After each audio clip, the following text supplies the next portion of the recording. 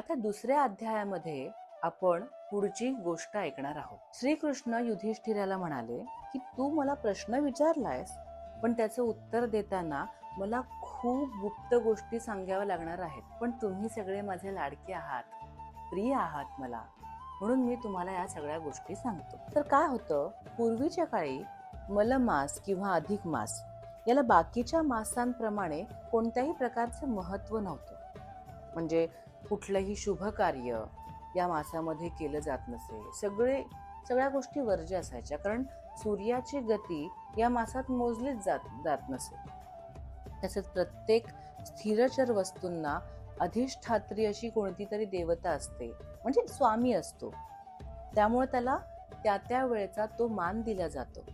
पण मग रवी संक्रांती ज्या महिन्यात पकडलीच जात नाही, जिथे रवीचं भ्रमणच होत नाही, तिथे कुठलाच मान मिळत नसे. त्यामुळे मग या अधिक मासाची म्हणजे मलमासाची बाकीचे जे काही महिने आहेत ते चेष्टा करायला लागले, धिक्कार करायला लागले. मग एकदा काय होतं की तो महिना मानव रूप धारण करून दुःख करू लागतो की मला काहीच मान मिळत नाही, माझं काय चुकलंय याच्यात, त्यांच्याच पापाचा भाग आहे मी, वगैरे वगैरे. आणि मग या सगळ्या अपमानाने, दुःखाने तो मूर्छित येऊन पडतो, म्हणजे चक्कर येऊन पडतो. आणि मग थोड्या वेळाने जेव्हा सावध होतो तेव्हा खूप त्याला त्रास होतो या गोष्टीचा. मग त्याला ना एक उपाय सुचतो. मग तो ठरवतो की आपण श्रीहरीला शरण जायचं, त्यालाच आपलं दुःख सांगायचं. म्हणून मग तो वैकुंठात येतो. वैकुंठामध्ये स्वतः श्री नारायण अगदी रत्नघडीत सिंहासनावर बसलेले असतात.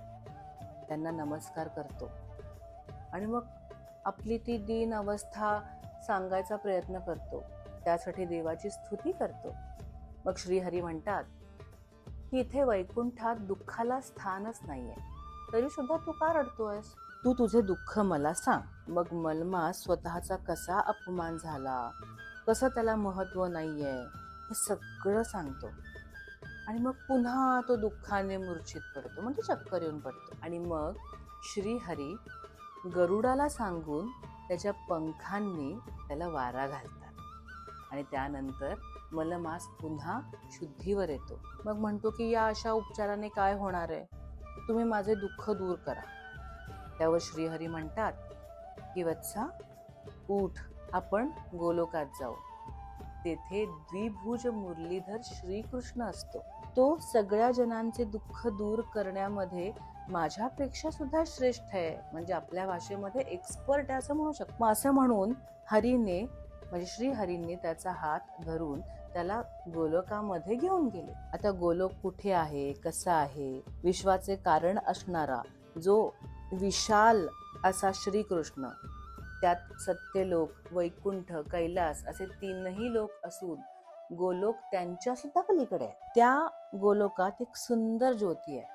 त्या ज्योतीच्या अंतरंगात अत्यंत तेजस्वी असा किशोर वयाचा पितांबरधारी मुरलीधर आहे. त्याचे सौंदर्य, प्रभाव, पराक्रम, स्वरूप, तेज, ज्ञान सगळं काही इतर देवांच्या पेक्षा श्रेष्ठ आहे. आणि अशा ठिकाणी वैकुंठनाथ विष्णू मलमासाला घेऊन आले. तिथे मुरलीधर पुरुषोत्तमाचे मस्त दर्शन घेतलं आणि त्यावेळी डोळ्यामध्ये अश्रू असलेल्या गरीब बिचाऱ्या त्रासात असलेल्या मलमासाला म्हणजे अधिक मासाला पुरुषोत्तमाचा परिचय झाला, म्हणजे एकमेकांची ओळख करून दिली. आता इथून पुढे काय होत आहे, पुरुषोत्तम म्हणजेच श्रीकृष्ण मलमासाला काय वरदान देतात, पुढे त्याला काय मार्गदर्शन करतात, या सगळ्या गोष्टी आपण पुढच्या म्हणजे आपल्या तिसऱ्या अध्यायात बघणार आहोत. त्यामुळे आठवणीने पुढची गोष्ट जाणून घेण्यासाठी तिसरा अध्याय ऐका.